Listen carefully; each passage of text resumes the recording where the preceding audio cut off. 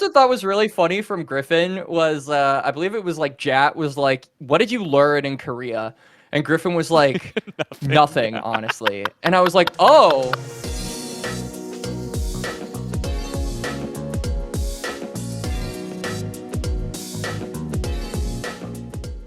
What's going on, everybody? Welcome to another episode of The Salt Mine. This is Season 6, Episode 11, and despite the mid-season numbering, we are back for a little bit of a post-off-season breakdown for not NACL, because we can't have a winter split, we can't have nice things, but we do have LCS starting this upcoming Yeah. Saturday. It's Wednesday the 21st at the time we're recording. We want to talk a little bit about the incoming NACL produced rookies for the upcoming LCS split, give everybody a little bit of a baseline for what our thoughts are on these players and how well they're going to do, and hopefully sucker in some folks to get excited about NACL for 2026 based on those names. I'm Gordo. I am joined by Quax today. Quax, how are you doing, man? Good. Haven't done this in a while. I adjusted my mic mid-broadcast, so can you tell it's been a little bit since we've recorded an episode of actual Salt Mine here, Gordo? Not like a crossover. We're done with our crossover arc. But yeah, happy to be back, and happy that we're seeing so many rookies from the NACL going into the LCS. But I did comment on this like a couple of months ago about the amount of turnover. Like, I know Sniper, I think, is going into Conviction, I believe it is. And then there's obviously other tier 1 players who made the jump the previous year who are maybe going back, obviously, because it's still like a month and a half until we start NACL. We don't have a lot of information on like solid concrete rosters. But it does kind of suck, the amount of turnover, but I'm still happy for the people that made it overall, and yeah, excited to talk about them. Yeah, definitely. It's good that it's a good rookie class. It feels like there's a lot Yeah. of players to get excited about, and last year's rookie class did not. I mean, I kind of feel like they all got fucked by their I mean, we org. got like what? We got like Surdy, Shaden, Scary Jerry. Yeah, and Shaden wasn't a true rookie, so it's like it's mostly like Yeah, I the mean, I true guess. rookies were like Surdy, Scary Jerry, and Yuji, who all got Yeah, screwed over by UG. their org Right, they all to got some level effed or over. another, and Yeah. then Darkwings, who did well but came in Right, so Darkwings, late. who's still here. Luckily, I was really hoping that Darkwings would stay in the LCS just because I really liked him. Like I thought in the promotion tournament he kind of leveled up along with like Rahel, and luckily him and Rahel are sticking together. I have a lot of respect to Sentinels for maybe it's the fact that they didn't have a ton of money going into their first year. Maybe it's that they wanted to take a chance on some lesser proven talent. Obviously, Darkwings was only around for like a split. I'm willing to go with it being the former, but I still think it's a good thing that Darkwings is in the league overall. And I mean, looking at the LCS holistically, like before we get into the rookies and all of that, like I made a tweet on X or Twitter, whatever, where I was like, I think every single team has like something we can root for. And generally, I think that has not been something you can say about a lot of LCS years, especially the past couple, where like there have been just one or two filler teams. And in 18 league, that's a little concerning. So it's about damn time like every team gave us something to root for. Yeah, definitely. So with that in mind, I would like to talk about some of the rookies we have coming on in here. So we'll just highlight a couple of teams that have particularly like NACL sourced rookies. Like I don't think we have anything especially insightful to say about like the Zinnies of the world and stuff who are coming on in. Yes, they are rookies, but they did not play in the league that this podcast covers, so we're gonna probably pass on them a little bit. Um, Yeah. the other thing I wanted to say on the Darkwings point is that I think Darkwings is a good signifier that to like the variance around rookies and what people look like when they step up to tier 1. Like I think it's really easy, especially for those of us who like watch these players for years before they ever debut, to act like we know who's who and we know exactly what's going to happen, and we're like, because we've seen all this footage, we've seen all this tape, but there's always like a little bit of a dice roll in there. Like nobody's a perfect talent scout, and nobody's even seems to be particularly close, at least based on the hit rates in pretty Yeah. much every major league around the world. So like, yeah, Darkwings is not a player I was like especially excited for. I don't think he was a player pretty much anybody who follows NACL thought Expected. would like, yeah, like thought Yeah. would like show up and be, you know, anywhere above bottom of the table in LCS. But I think he did very well. You know, he's still. I'm not gonna, predict him to be a world beater or anything. I'm not very high on No, I don't think Sentinels. Sentinels are going to be like a crazy team, but they'll definitely be like in that 6 through 4 category, in my opinion. I think everyone probably has like their top 3 and maybe like their bottom 2 set in stone. You definitely have like the same teams kind of hovering around there, and you know where they'll probably be. I think there's a general consensus on that. But like middle of the pack this year, I think is definitely more of an interesting discussion, simply because I think that there's like a lot of the teams usually at the middle of the pack have like really high upswing. Right. So like they could be really good. They could do very, very well. But the question of will they is like the main thing. I don't think that there are a lot of teams where we're kind of like, oh yeah, this team is bad. Their ceiling is super duper low. It's really close to their floor.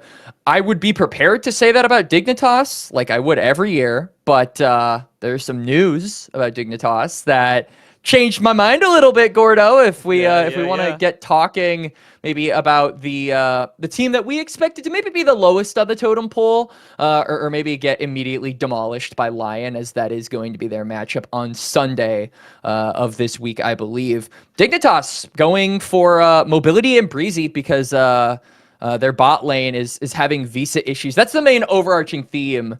Unless you live under a rock, the U.S. government is the biggest villain of LCS this year, as a bunch of players from a ton of different teams, I think like 6 out of 8 teams had visa issues, and Dignitas was one of them. So because of that, Mobility and Breezy are in.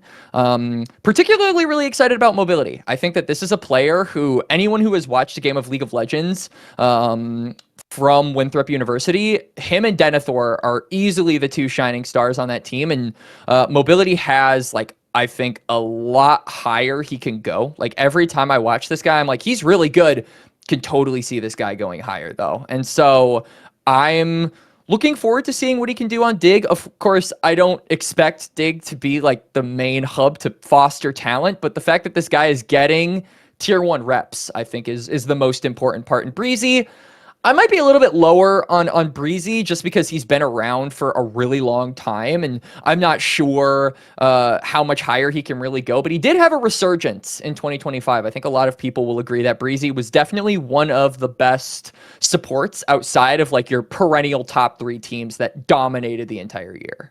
Yeah, I think I definitely kind of agree with the vibe of oops, we upgraded bot lane for Dignitas. Like I think overall opinion on the Dignitas offseason is I really, I was very excited for Jonathan. I did a lot of Kamikaze Platypus, hyping. You were shit talking him, bro, as their GM. Well, What did I you was do? hyping them. I was very excited for him. I did a lot of hyping of him when I drafted for Dignitas in our LCS offseason show.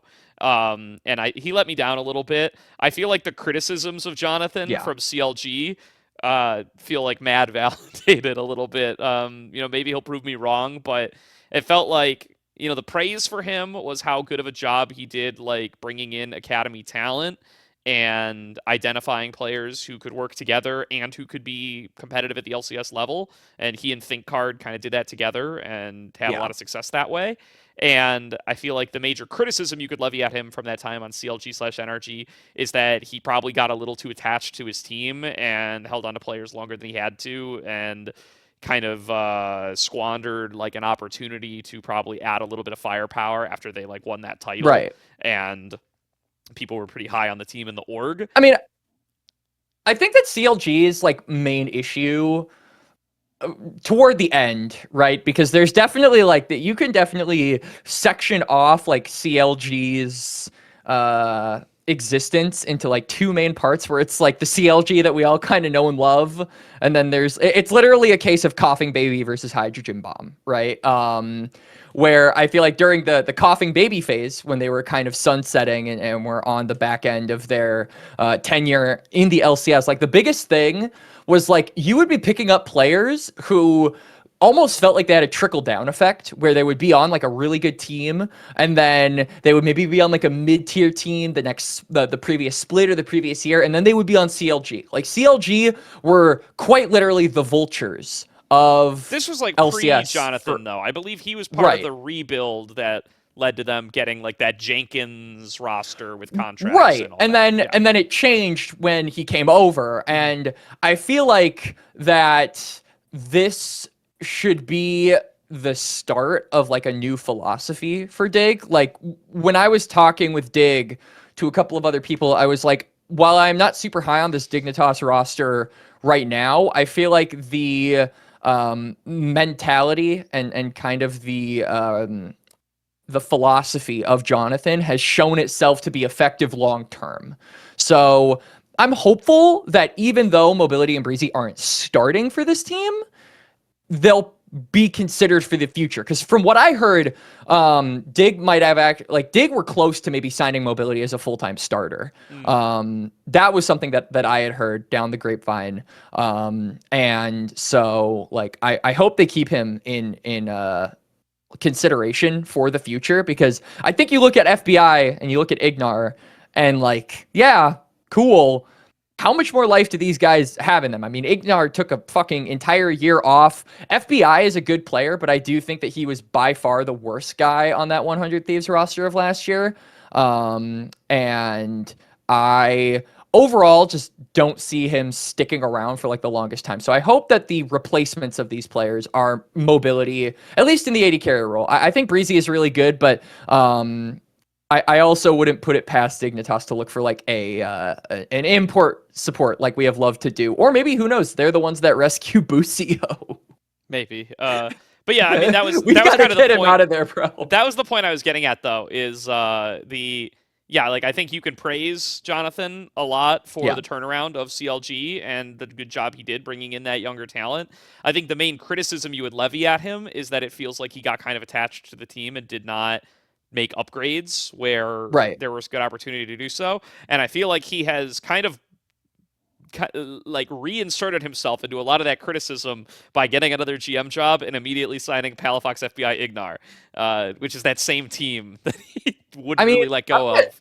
I'm gonna offer a hot take here. Like, while I personally like FBI doesn't or not FBI, Palafox doesn't score any points with me as a caster, and he shit talked casters a little bit last year. Like, in terms of like, do I actually like do I vibe with this guy? Not really, but I do think that played a contributing factor into a lot of people labeling him as a bad player. And I don't think that FBI or fucking hell, Palafox is a bad player, actually. Like, yeah, I don't actually hate that either Palafox or FBI are still in the league. I just think the fact that they are on Jonathan's Dignitas team buys into what would be, if you're a Jonathan hater, that's your main critique of him.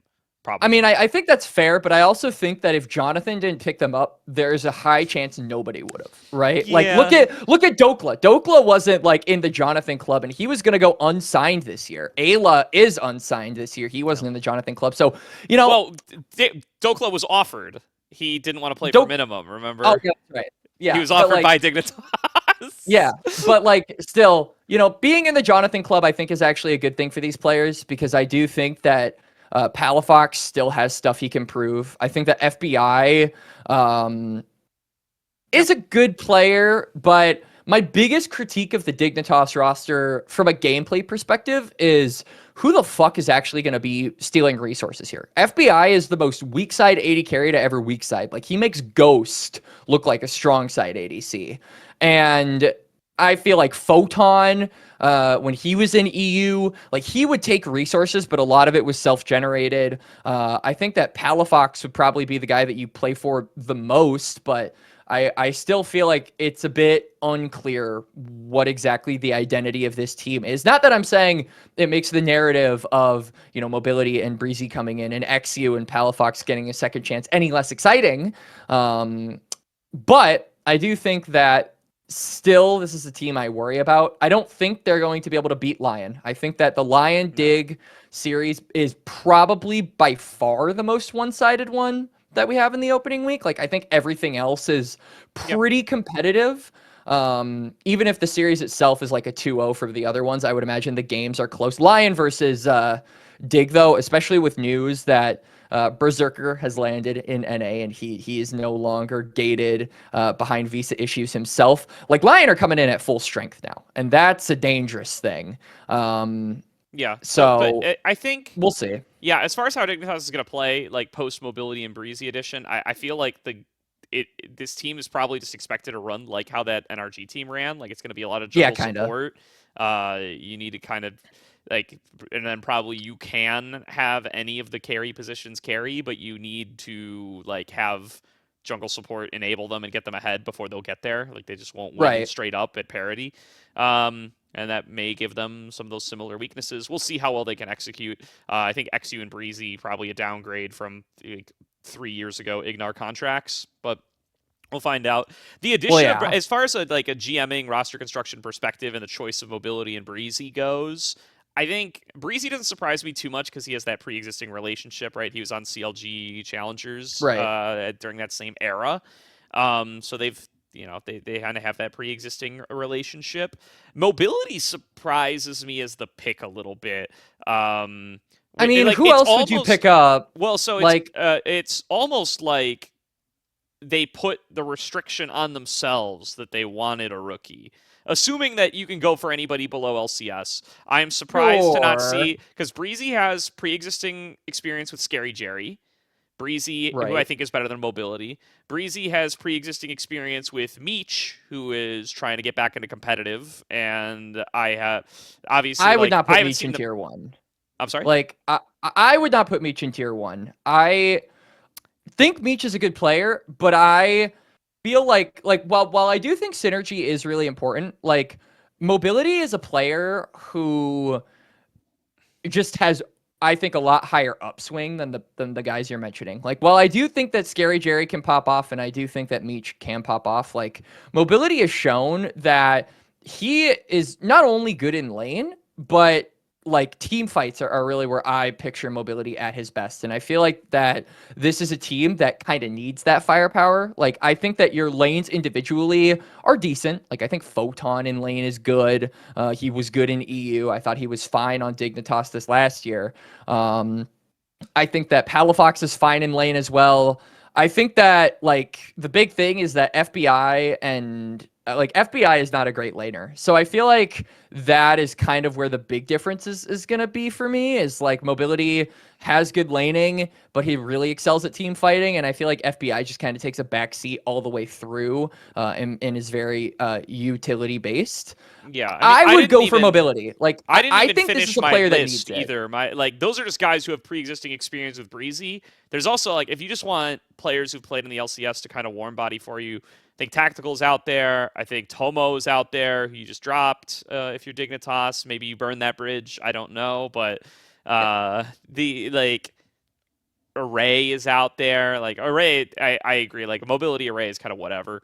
Mobility, I go with Mobility. I think that's fair. I think that's fair. I'm probably getting too low on Mobility at that stage, but yeah, I don't know. It just feels like there were a lot of options. There were a lot of really experienced options. Like, I think if they just like, I mean, AD carry stacked in this region. Like, well, not stacked, but it's one of the better roles, right? Like, for sure. So I think it's cool that they went for Mobility. I do also think that, like, maybe Saito had something to do with it, just maybe because I know KryRa. I know Parth is really big on I know Parth is really big on Mobility in particular, and rightfully so. So I'm excited for Mobility. I'm excited for Breezy. like if mobility is getting tier 1 reps, I'm hopeful that Dignitas keep him in consideration for the future, and who knows, maybe other organizations will keep him in consideration for the future. But I guess if we wanted to kind of scoot along here, because there are a lot of other Yeah. Well, so rookies that we speaking are. of them playing Lion in week 1, I just want to touch on Zamudo a little bit, who Yeah, it yeah, yeah, sounds like will not be getting the opportunity to play at least in split 1. I've seen a yeah. lot of people concluding that he is probably out for the year. That feels a little presumptuous. I haven't seen anything Yeah, communicated by Lion that seems to imply that I he think the will. language they used in their announcement for or for Zamudo not being there made it seem like this was like an issue that would persist for a while. So, Yeah, well, well, it I don't sounds like necessarily. my understanding is that when you get rejected once, like explicitly rejected, not just like deferred or whatever, Right. that it makes future, like that shows up on future applications, so it makes them in turn more difficult. Yeah. Um, yeah, he may be kind of stuck in limbo for a little while. Um, I am not.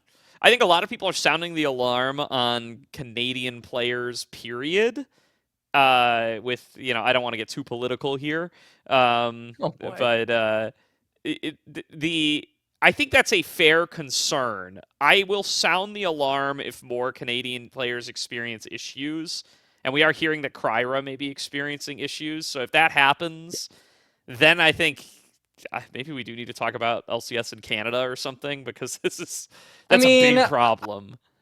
Like, or I like mean, letting I them think play the remote more. or something. Yeah, I think one of the other concerns that people have rightfully been it's not, because there's a big difference between being able to visa approve someone for like staying here for 6 months, potentially a year, and keeping someone here for like a month, I agree. I'm not right? worried about Worlds yet, at I'm least not visa super wise. worried I about think I Worlds. think people traveling to the United States, period, have some valid concerns.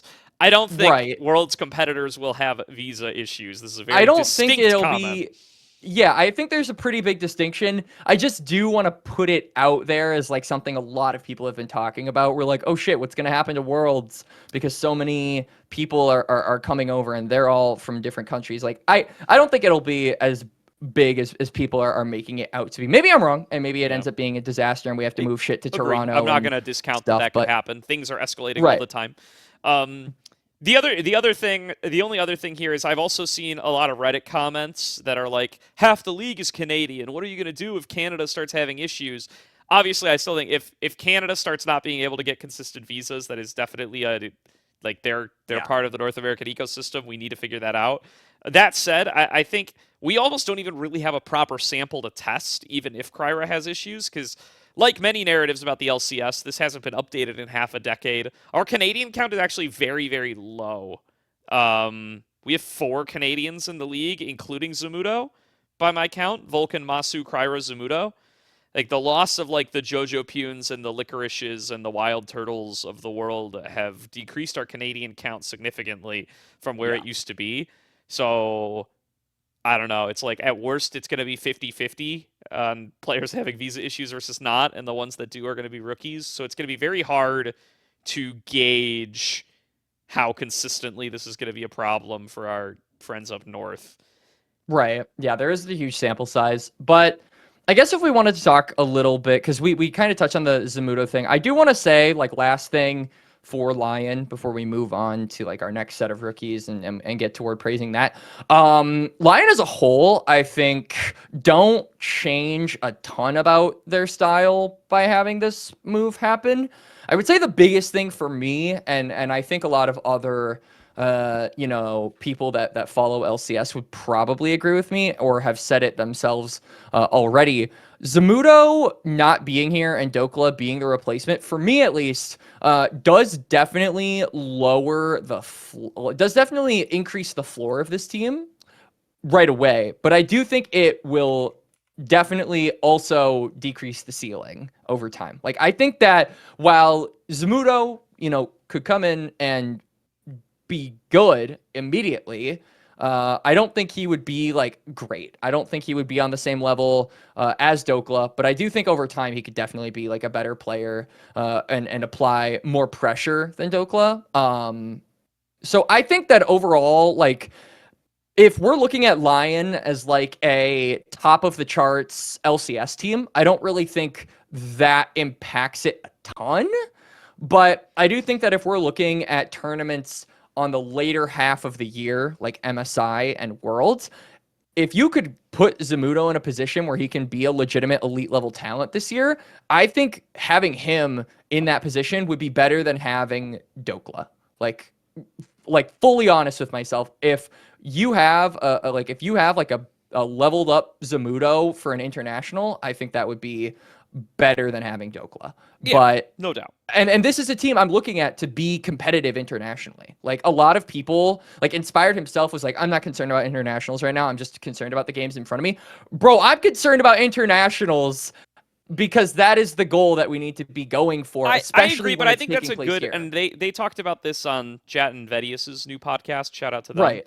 I actually kind of agree with Jat that like there seems to be I think it is better to be concerned domestically first and to go through the journey of constructing your team domestically and solving Right. your problems and finding your style domestically with the intent to win domestically.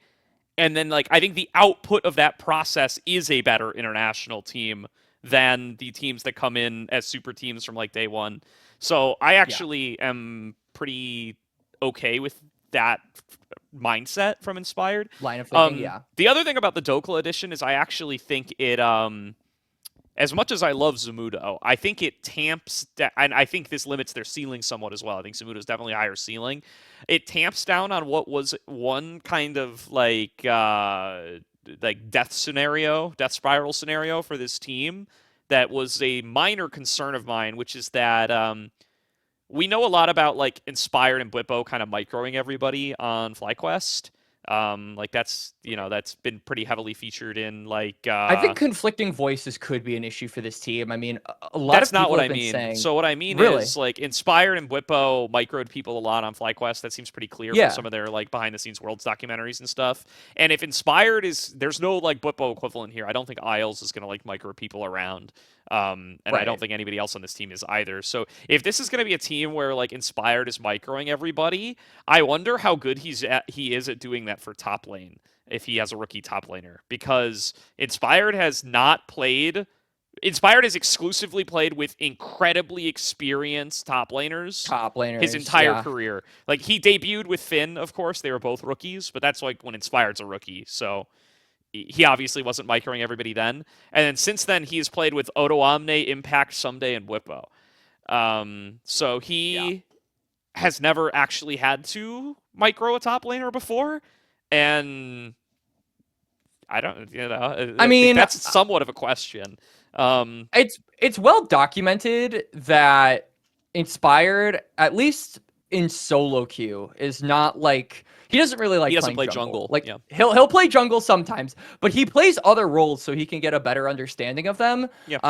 And so while I do think that microing top lane is obviously not something he's done before, I think his ability to have discussions in other roles Yeah, I think that's is fair. something that makes him really unique. I do think, however, that this is going to be really interesting when factoring someone like Dokla, who is already a pretty prominent voice. He's more of a chill dude than anything. Like Dokla is the most chill guy in the LCS right now, in my opinion. Like this guy is just vibes.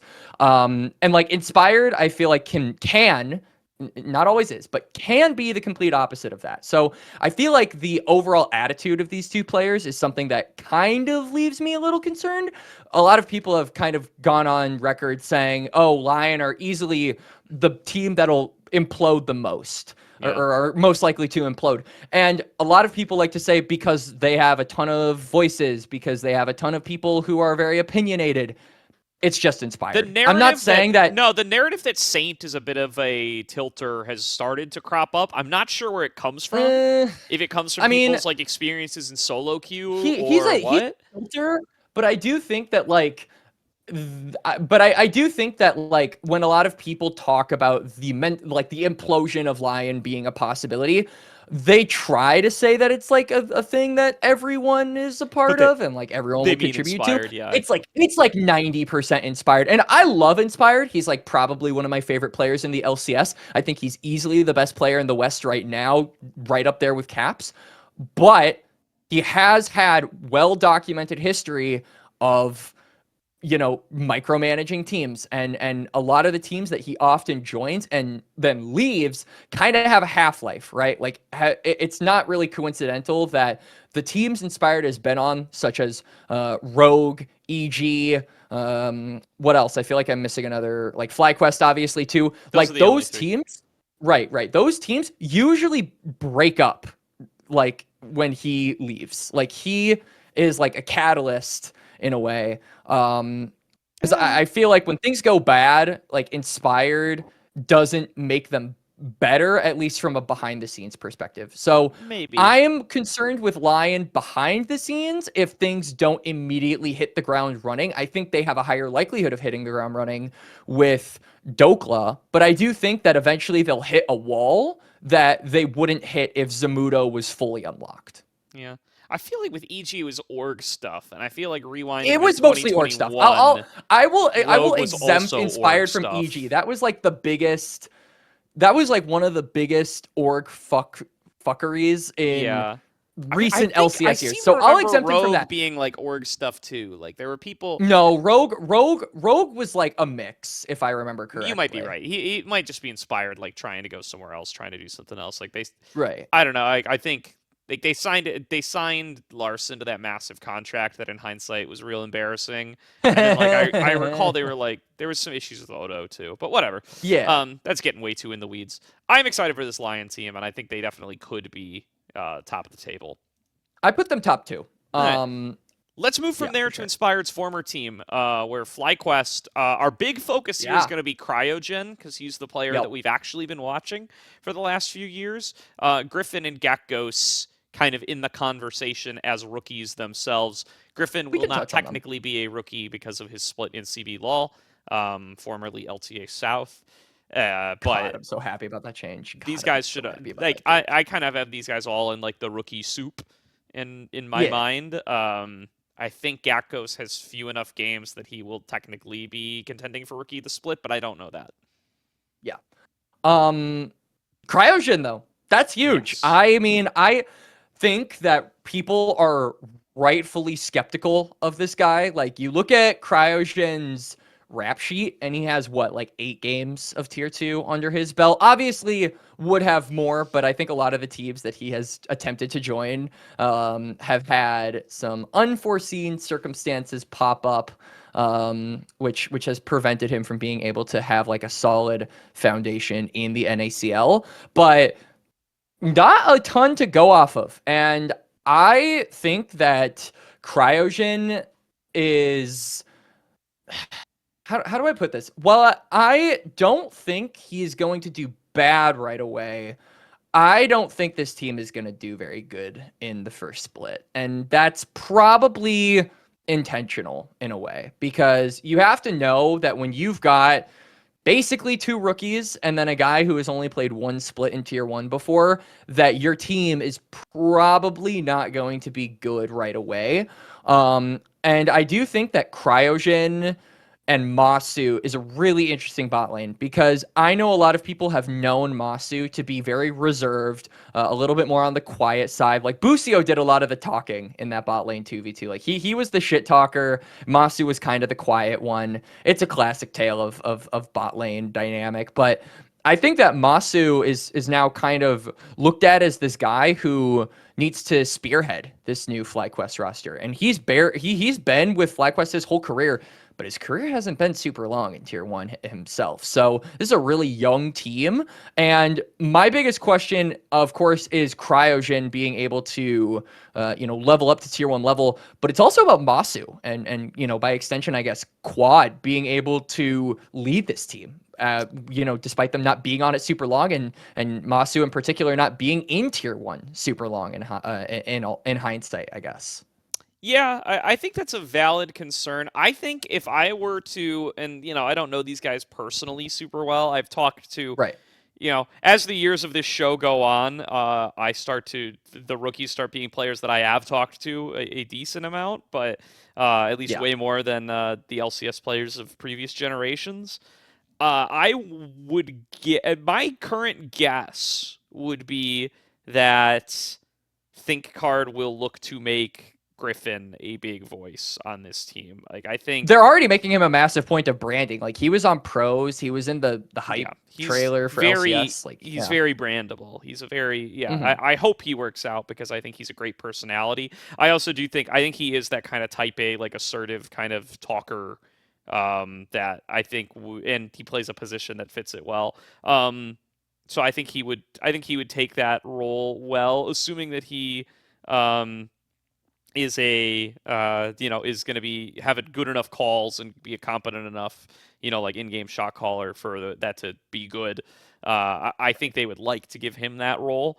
I also think that I worry about Cryogen's I feel like Cryogen's positioning and ward timing and stuff has been like his weaker point compared to like the more mechanical lane focused aspects of his game historically. Yeah. I think he started to clean it up on Maryville a little bit, but even then it was Hmm. like he would get picked off warding for no reason, even against not very good teams in like Division 1 and stuff. So I think that's still a concern, but um, yeah, the other thing, it doesn't worry me that much. There was a throwaway comment from Griffin on pros that kind of gave me pause, where he mentioned like his big adjustment coming to NA from KR and Brazil was like that the game was much slower and that he needed to slow down, and Yeah. that's the exact opposite of what every other player talking about the tier 2 to tier 1 journey has said ever.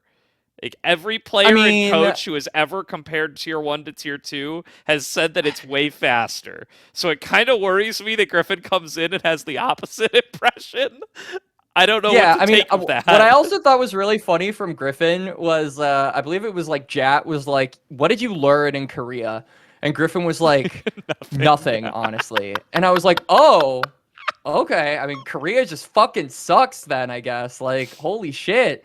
He's played tier I 3 thought to that be was fair. hilarious. Like, Griffin is definitely going to be a reason why Yeah. I think this team, even if their results aren't immediately good, like they're going to be in the good graces of the community just because Yeah. they're doing something Community will that give I these think a guys a lot lot of of people slack. have been right. Like they're doing something that a lot of people have been asking North American GMs to do for a while, and that's actually invest in young talent and new talent. And so you're getting your wish, but at the same time, that wish is going to come with some drawbacks as well. Namely, FlyQuest are probably not going to be the guys representing North America in a lot of the internationals, particularly this year.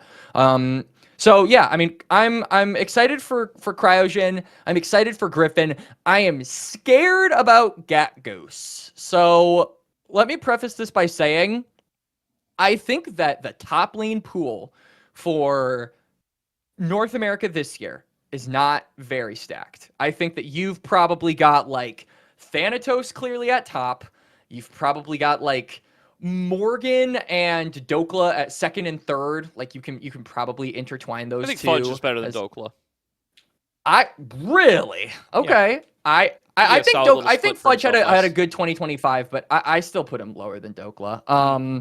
And then like Fudge, and then I feel like everything else from that point is like not unless Impact suddenly Have you decides to joined me wake in the fuck being up. not very high on Castle? I'm not very high on Castle, I but mean, it's not that I'm not high on Castle. I just don't think that these are super elite players. And I that's fair. think that Gatgos, one way you can get a play, one thing that I've learned from watching more and more tier one over the years is like one way to make a player who might not be, tier one level into a tier one player is to have him play against a ton of tier one competition. And I feel like, or like a ton of strong competition. And I don't feel like the competition is super strong in the LCS this year. Like I feel like the top lane pool is not great. And so I want Gatghost to be good, but I feel like the people he's going to be going up against are not great practice.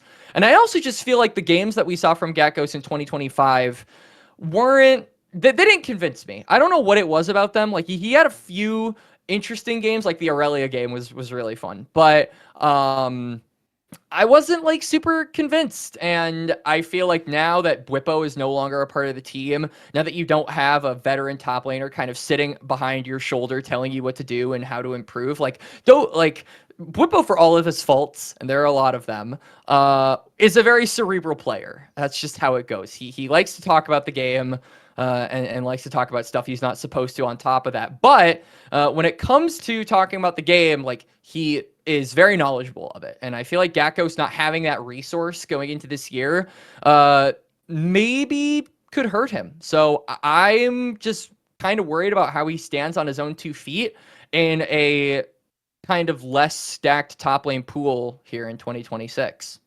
Yeah, I mean, Impact also has that kind of sleeping giant aspect to him, right? Like, Right. you We'll think back see. to that graphic that the broadcast showed about how like Impact had his worst split in like 20 plus splits last year, but there's 2 ways of looking at that, right? One is like, okay, he's finally fallen off, he's finally hit the edge and fallen off the cliff. The other is like, hey man, he's had out of a 20 some split sample size, that one was the worst. He's probably more He's hit likely to the edge a regress to couple the of mean. times. Is he more likely to regress to the mean of those splits than it is for that last split to be like a signifier of the end? Both worlds are possible. So I mean, I do think there is a world where like Impact is like back in his traditional form, and Yeah. Hambach also works out, and then this team is just good. Yeah, I mean, this will be a really interesting. I think a lot of people have kind of the big takeaway for season 16 has been like top lane is a lot more lane dominant. And from playing solo queue, I definitely agree. I think the first 10 minutes of the game are a lot more impactful than they used to be. And I've never known Impact to be like a super lane dominant player, especially in recent years. Not since So like 2013. Yeah. Yeah, so I feel like this is kind of him working against his element. Like I feel players like Thanatos and Fudge and fucking I mean I guess Gatghost are more like lane-esque players, and Impact has never been super great in like he's obviously good in lane. Like he's kind of shitting on people in lane sometimes, but like it's never been his defining trait. Hmm. Is one way I would put it. So I wonder how that's gonna go, because this kind of feels like a not super impact friendly meta at the current moment. Maybe. Yeah, the only other thing I want to bring up about FlyQuest and Cryogen is this is something to, and it's just kind of something to clock. I don't know that I necessarily agree with it or not, but Andy Barton and Empire, the GM and head of scouting for FlyQuest and Evil Geniuses before, one is an example, 2 is a coincidence, 3 is a pattern. They seem to not really value tier 2 experience very highly, is something that I'm like noting, because these are the guys who brought up Danny, who Yeah. never played NACL. They brought in Gatghost, who, and I will say this to anybody who will listen, everybody keeps saying Gatghost is an LFL player. Gatghost has not played in the LFL. No. Gatghost played in LFL Division 2, which is a tier 3 league, before he joined FlyQuest. And now Cryogen, who also has very, very limited NACL experience. So, I don't have like a massive takeaway for how Cryogen's going to do from that. Obviously, Danny worked out great and jury's out on Geckos, but it's interesting to me, and I think an interesting insight into the FlyQuest scouting process, that they do not seem to care. Not only do they not seem to care about tier 2 results, they don't even seem to care about tier 2 reps.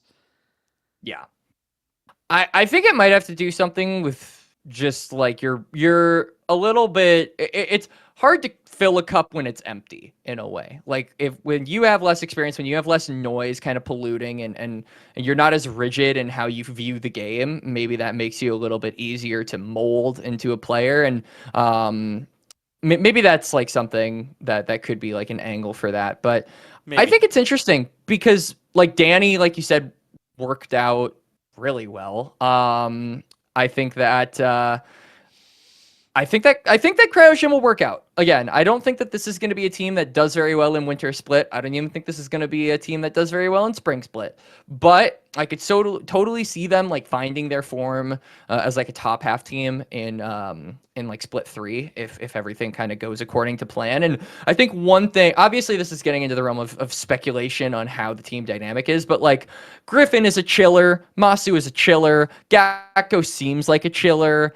Cryogen is a chiller. Like these guys are vibes. Like this seems like an environment full of people who are just like very similar in like personality, and I think that's really cool. So I hope these guys, kind of keep that strong fortitude going forward, because I think the ceiling of this team is really high. Like if everyone hits their stride, I could totally see these guys like representing NA at like Worlds, maybe as like the 3rd seed.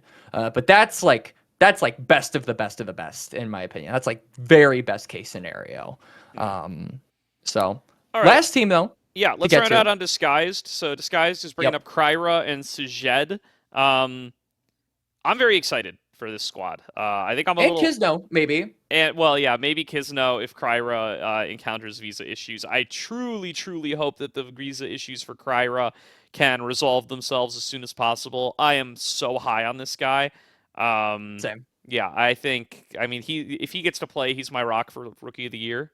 And I think the LCS fandom is not ready for how good this guy is going to be. I'm thinking like back to like when Blabber debuted and stuff like that, just how fast he played and how much he was able to carry from the jungle position. This whole Disguised team has been built to carry from the jungle position, and I really like what they've put together for themselves here. I think that this team is mad underrated. I'm not on board with Sentinels not necessarily being bottom 2, because I think Disguised could break out of there. I think they could, but the question of will they? Yeah, I'm hyped as shit. Like, I have been watching like KryRa VODs in on like solo queue. Like, I believe he hit rank 1. Briefly, he was rank 1 before the fucking Pentalist Nunu OTP kind of reclaimed it, like he always does in early season.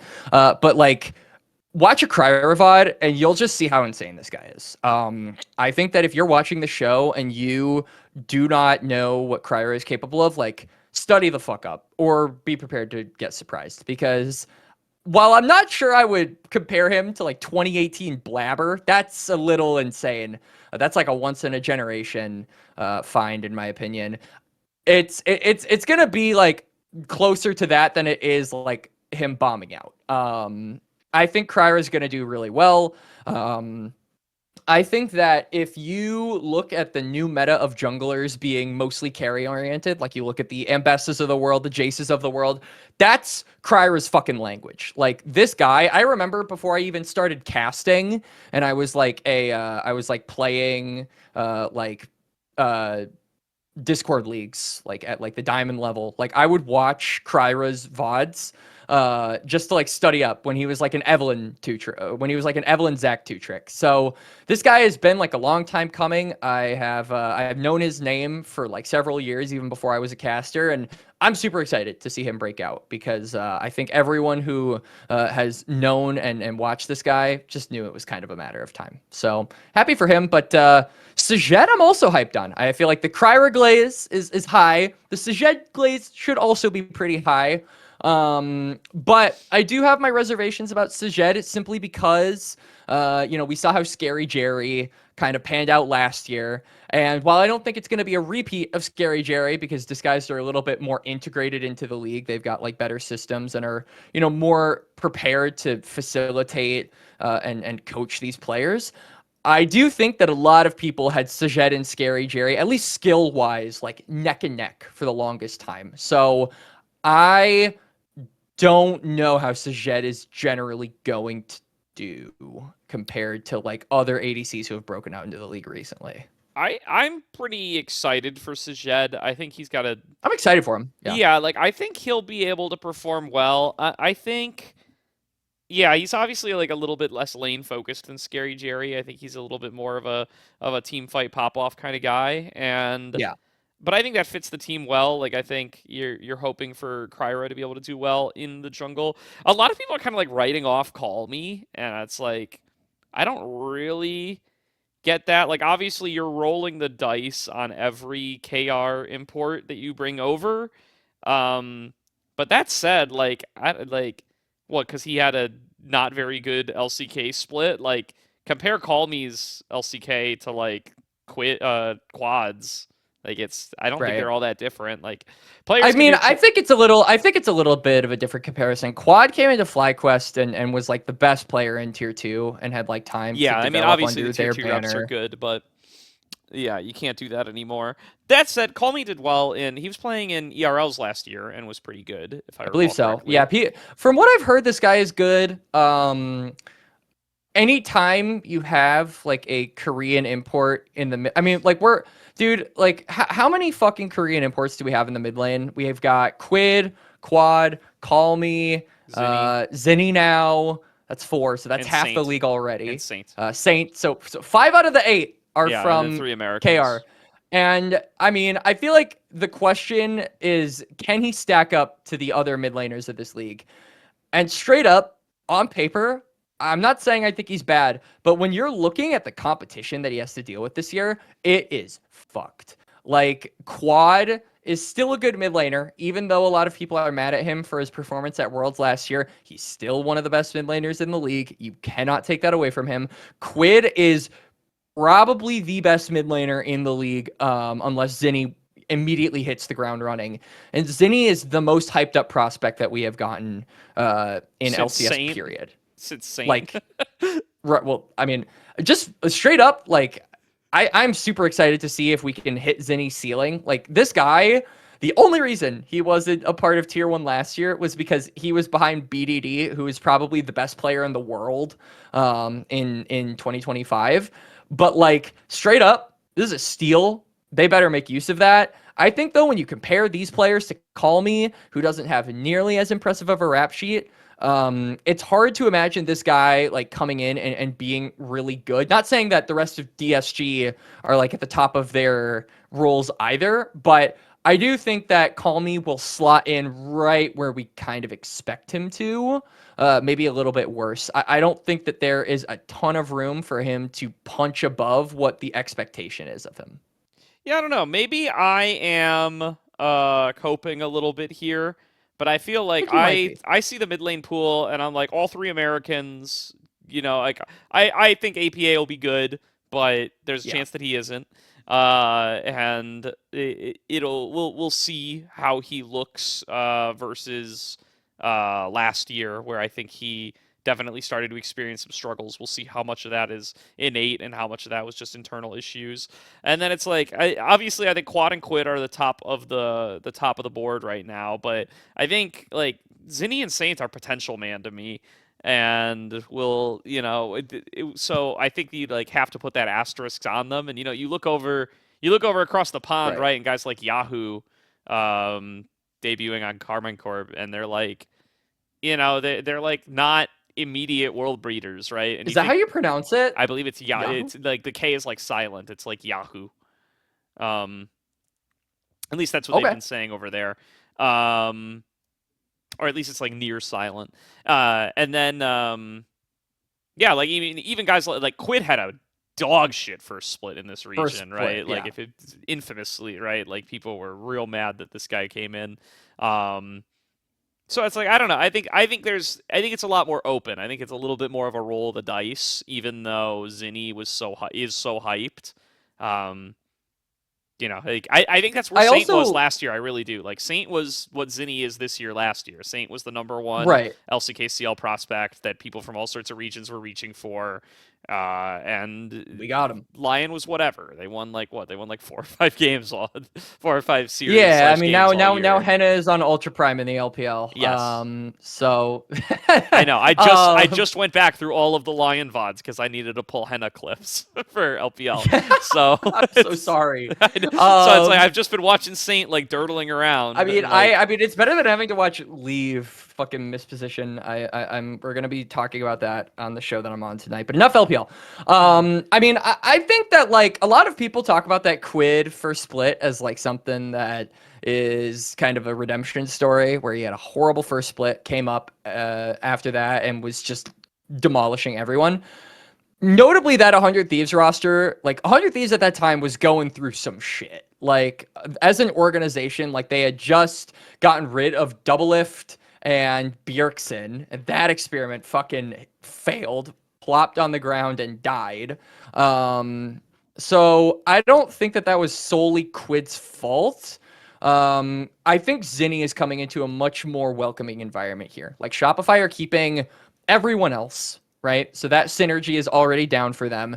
And frankly, Shopify as a team, I think, still have a ton of upswing. Like we saw this team from the start of last year be not super great, but then I would say Fudge really improved. I would say contracts even got a little bit better. Yeah, I'm not like out on any of these players, and No, I I have know. LYON and Shopify above Disguise. Don't get me wrong. No, but, no, like, no, no. I get that, but I think that Zinni is just coming into an environment that is already improving as the months go by, and I feel like he can definitely give this team a new ceiling. So I think their main focus is going to be on making sure that he is integrated nicely, and when all of that focus is on one player, I expect it's going to be a lot better than like a story about like Saint with LYON where they are brand new to the league and have all of these other things that they have to set up, or Quid where 100 Thieves is like going through a metamorphosis and they have to deal with all this other shit. Shopify can focus solely on developing Zinni and integrating him into their team. And I feel like with that focus being on him, it is going to unlock his potential. That is just what I think. All of their focus is on and one like there's thing, worlds where like one of those succeed. guys is like a top 3 mid laner, but then like one of them isn't, and is like then like Call Me is like at parity with that guy, and then they're like fighting for 4th, 5th. You know, like I think those worlds exist too.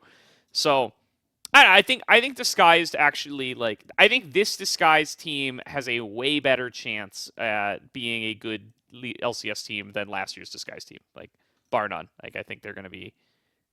I think they have the potential to be way better, and I think they will be baseline somewhat better. Yeah. No, I agree. I'm excited for like the top half teams this year. Like I think that everyone like I said at the beginning of this, I think that the middle of the pack is kind of the most interesting part about this, but I think that I would probably say like C9TL, LYON, and Shopify are my top 4.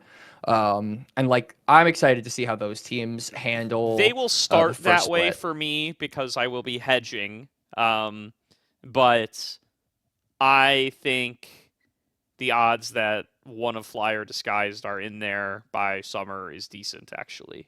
I think it's crazy putting DSG. I would probably agree with you, but I would replace DSG with Sentinels, at least if we're talking right away. Like I think DSG could do good or could improve to be better than Sentinels somewhere along the line, but I don't think that KryRa is going to immediately be good. I don't think Sajed is going to immediately be good. I don't think Call Me is going to immediately be good. There's just too many ifs, and I feel like the Sentinels team, you've already had most of them playing with each other for a good amount of time, and Impact is going to be there for Hambach. Like, I'm also really curious about Hambach as a player. Yeah. I feel like with all of the crazy NACL talent coming through, some of these other Korean imports, not named Zinni, have kind of gone and been swept under the radar. So I'm excited for Hambach. I don't feel like nearly enough people are talking about him. I think Hambach has upside. I do think like the thing with Hambach is if Hambach isn't good, like I think this Sentinels team could like immediately descend to being like the worst team in the league. Cause like, Jungle is more important in Season 16. I'm gonna just put it out there right now. That's what I'm saying. So like if Hambach doesn't work out, that is true. Yeah, like that's what I'm saying. Like I think like if Bro can't play Malphite, we're doomed. Where like this is they may have like their mid bot may be the worst in the league very easily. I remember having a discussion with Shibby like a couple of days ago where he was like, I don't think NA is gonna play Jace jungle. They'll play Jace jungle. Really? They're going to play Jace jungle. They're going to do it on like 30 ping, but we're playing Jace jungle, okay? We're playing Malphite and Jace jungle. And if we can't do that, then I mean, FF the it'll season. just get banned. It'll get banned because it gets banned into the other regions. I mean, It'll get red side yeah. banned, Jace or gets like it'll get exclusively second pick permabanned. banned True. for selection. Right. I mean, Jace has been like exclusively permabanned. Malphite, if I'm gonna offer one hot take about Malphite, Malphite, I feel like sometimes does not justify the cost in draft that he is worth. Because I've seen Malphites do really fucking bad. And Malphite, whenever you pick that champion, you basically lock yourself into needing to ban Silas and possibly ban Trundle, just because those two champions shit on Malphite. You're sacrificing two bans for one pick that might not work out. I don't know. I think Malphite is a bit of a double-edged sword in draft as far as advantages go. But enough with that. We did want to talk a little bit now that we have kind of touched on all of the. I believe we've touched on all of the new guys coming Yeah, into let's tier rapid one, fire Gordo. NACL updates. Let's rapid fire 'Cause we're getting NACL to about updates. like an hour in. New summer format. No more best of ones. Good. Yeah, I mean, we've wanted this I for like the Swiss forever. stage. Or wait, no, this is It's for the 2-2. group thing. It's the group draft thing is what summer is, right? Yeah. The top two teams from spring get to draft groups and they play against the other group in best of threes for the regular season. Whatever. I Weird. mean, I just don't Like understand what the obsession is with changing it up for no reason. well, I and mean, also it's like like I don't understand because Riot kind of does this same thing with the LCK winter split. Like the obsession with ranking players in the standings who do not play against each other. You know what I mean? Like yeah. where you are in a group and like team A and team B are both in this are in group 1 and they will both play against 5 other teams that are not each other, and based on the result of those 5 games they will be ranked against each other. It's just so weird. Like just play the games against each other. Like just play games within your group. I don't understand. I Like also think that like when you're making changes like this, I cannot imagine this kind of a format sticking around after this 1 year. Like I feel like if you one of my biggest complaints about NACL as the years have gone by is its lack of consistency in anything. I was going to be like specific about it, but if I'm being realistic, you can just anything. end the sentence. And the lack of consistency. End of sentence.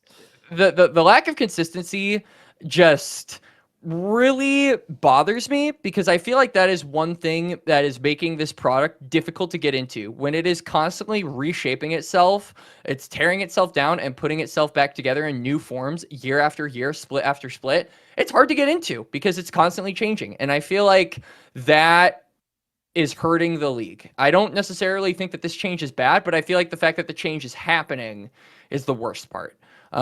Because I totally could see this changing next year in 2027.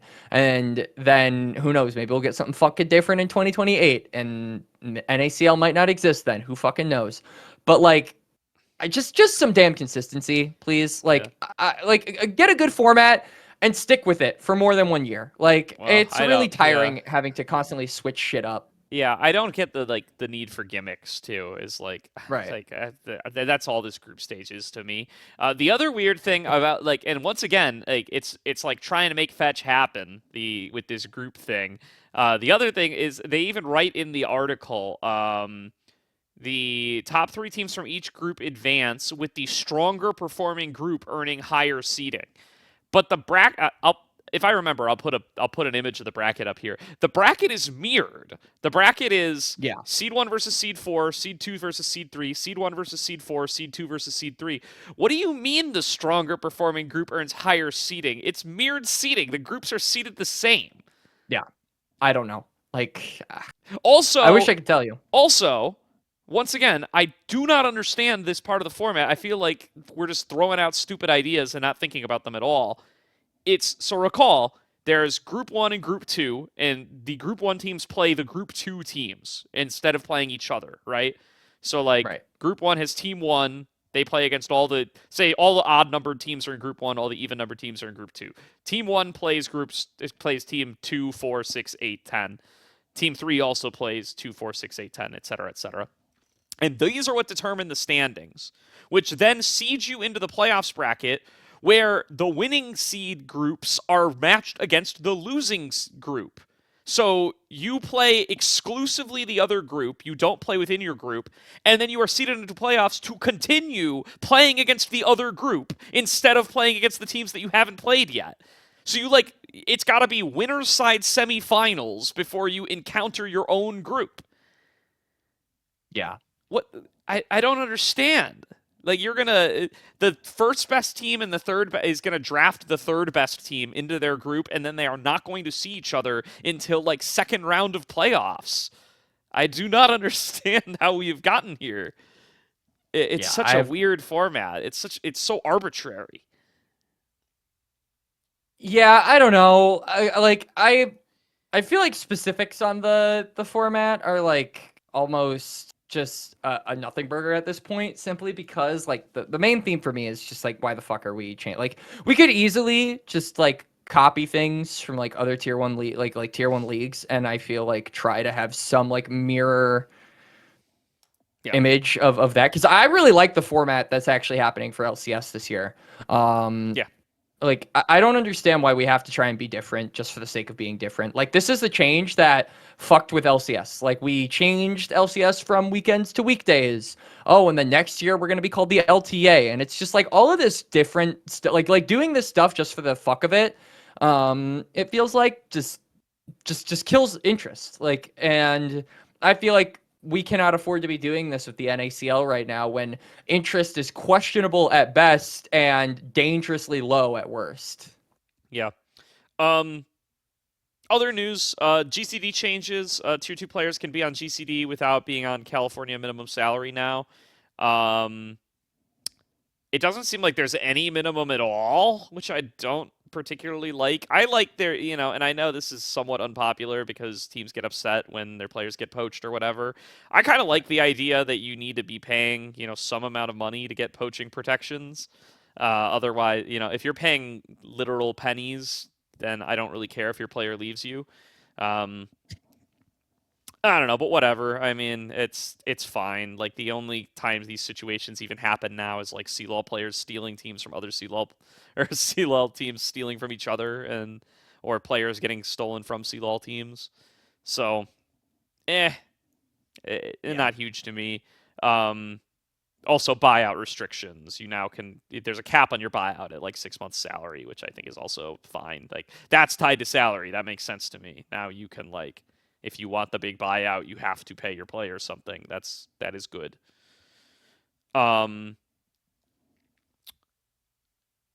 Age requirement to 16 from 17.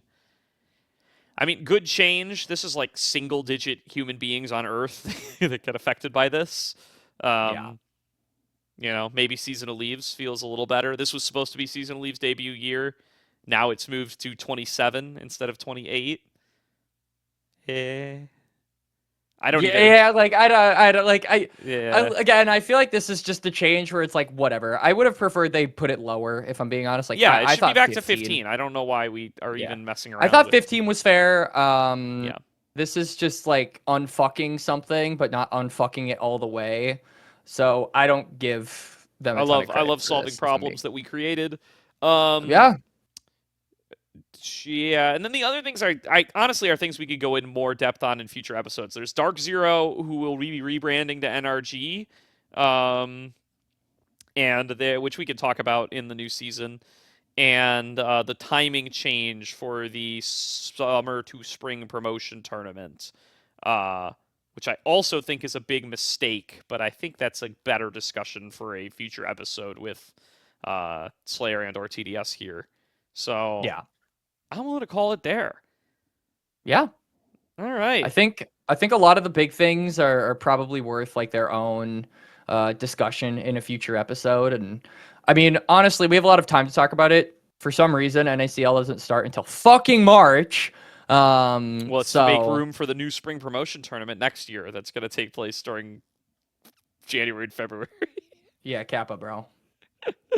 All right. Well, stay tuned to the Salt Mine. Like, subscribe, all that stuff, and you'll find out next time what our opinions are on that. Spoiler alert: I don't like it, but Till then, thanks for hopping on with me, Quax. Good luck in your LPL cast tonight. Quax and I are both on LPL English now, so if you watch for us and not for NA Talent, then you can start watching LPL English to get a little more of that. And yeah, we'll see everybody next time.